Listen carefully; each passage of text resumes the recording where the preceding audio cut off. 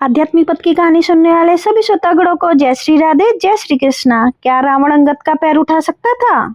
राम की सेना में सुग्रीव के साथ वानर राज बाली और अप्सरा तारा का पुत्र अंगद भी था।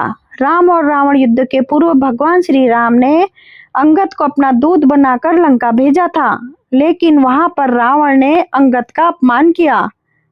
अंगद ने तब अपनी शक्ति को परिचय देकर रावण को उपदेश दिया और पुनः राम के शिविर में लौट आया।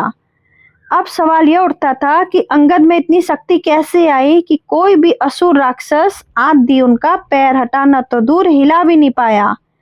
दरअसल हनुमान, जामवंत और अंगद तीनों ही प्राण विद्या में पारंगत थे। इस प्राण विद्या के बल पर ही वे जो चाहे कर सकते थे।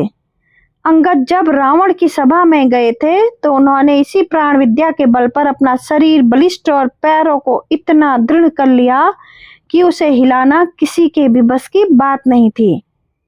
यह प्राण विद्या का ही कमाल था। श्री राम द्वारा अंगद के पिता का वध करने के बाद भी अंगद राम की सेना में कैसे? अंगद के पिता बाली का प्रभु श्री राम से वध कर दिया था। जब श्री राम ने बाली को बाण मारा तो वह घायल होकर पृथ्वी पर गिर पड़ा था। इस अवस्था में जब पुत्र अंगद उसके पास आया तब बाली ने उसे आज्ञा ज्ञान की मुख्यतः 3 बातें बताई थी। पहली, देश काल और परिस्थितियों को समझो। दूसरी, किसके साथ कब कहाँ और कैसा व्यवहार करें, इसका सही निर्णय लेना चाहिए। और तीसरी, पसंद नापसंद सुख दुख को सहन करना चाहिए और क्षमा भाव के साथ जीवन व्यतीत करना चाहिए। बाली ने अपने पुत्र अंगद से यह बातें ध्यान रखते हुए कहा कि अब से तुम सुग्रीव के साथ रहो। अंगद को ही क्यों भेजा दूत बनाकर? जब श्री राम जी लंका पहुंच गए तब उन्होंने रावण के पास अपना दूत भेजने का विचार किया।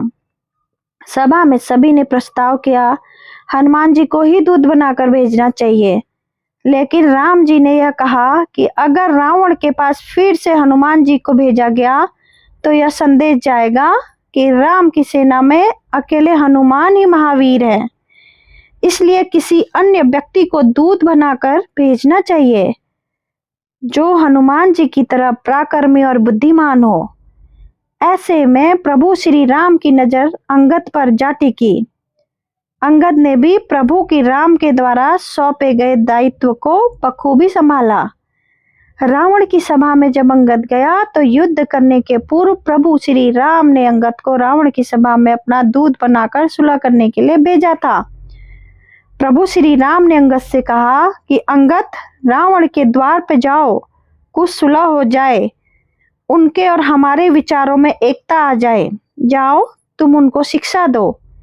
जब अंगद रावण की सभा में पहुंचे तो वहां नाना प्रकार के वैज्ञानिक भी विराजमान थे।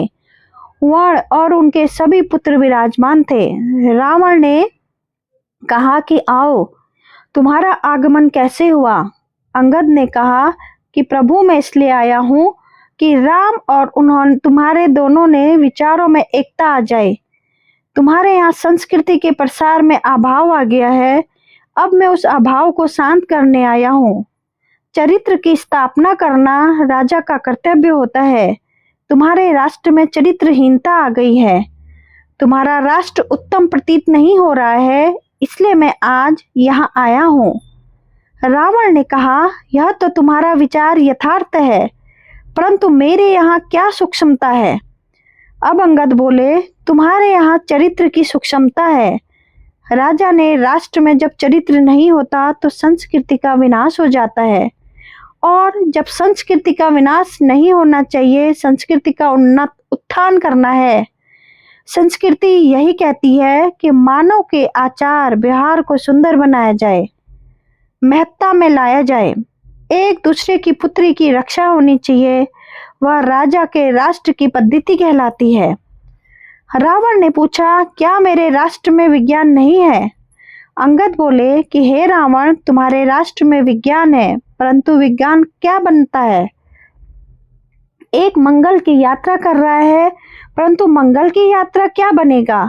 जब तुम्हारे राष्ट्र में अग्निकांड हो रहे हैं, हे रावण, तुम सूर्य मंडल की यात्रा कर रहे हो, उस सूर्य की यात्रा करने से क्या बनेगा जब तुम्हारे राष्ट्र में एक कन्या का जीवन सुरक्षित नहीं है?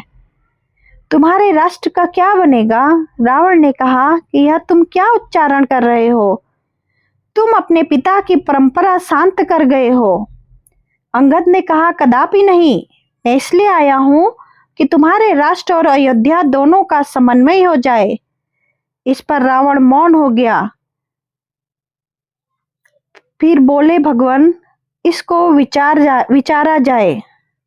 यह दूत है, यह क्या कहता है? अंगद बोले दिया भगवान, राम से तुम अपने विचारों का समन कर लोगे तो राम माता सीता को लेकर चले जाएंगे। रावण ने कहा, यह क्या उच्चारण कर रहा है? मैं धृष्ट नहीं हूँ। अंगद बोले, यही धृष्टता है संसार में। किसी दूसरी की कन्या को हरण करके लाना एक महान धृष्टता है। तुम्हारी यह धृष्टता कि राजा होकर भी पर स्त्रीगामी बन गए हो। जो राजा किसी स्त्री का अपमान करता है, उस राजा के राष्ट्र में अग्निकांड हो जाते हैं। तब अंगद ने अपना पैर जमा दिया। रावण ने कहा कि यह कटु उच्चारण कर रहा है। अंगद ने कहा कि मैं तुम्हें प्राण की एक क्रिया निश्चित कर रहा हूँ। यदि चरित्र की उज्ज्वलता है तो मेरा यह पग है। इस पग को यदि कोई एक क्षण भी अपने स्थान से दूर कर देगा तो मैं उस समय में माता सीता को त्याग करके राम को अयोध्या से ले जाऊंगा। अंगद ने प्राण की क्रिया की और उनका शरीर विशाल एवं बलिष्ठ बन गया। तब उन्होंने भूमि पर अपना पैर स्थिर कर दिया। राजसभा में कोई ऐसा बलिष्ठ नहीं था जो उसके पग को एक क्षण भर भी अपनी स्थिति से दूर कर सके। अंगद का पग जब एक क्षण भर दूर नहीं हुआ तो रावण उस समय स्वतः चला, परंतु रावण के आते ही उन्होंने कहा कि यह अधिराज है, अधिराजों से पग उठवाना सुंदर नहीं है। उन्होंने अपने पग को अपनी स्थिति में नियुक्त कर दिया और कहा कि हे रावण, तुम मेरे चरणों को स्पर्श करना निरर्थक है। यदि तुम राम के चरणों को स्पर्श करो तो तुम्हारा कल्याण हो सकता है। रावण मौन होकर अपने स्थल पर विराजमान हो गया। सरल भाषा में अंत में रावण जब खुद अंगद के पांव उठाने आया तो अंगद ने कहा कि मेरे पांव क्यों पकड़ते हो? पकड़ना है तो मेरे स्वामी के चरण पकड़ो।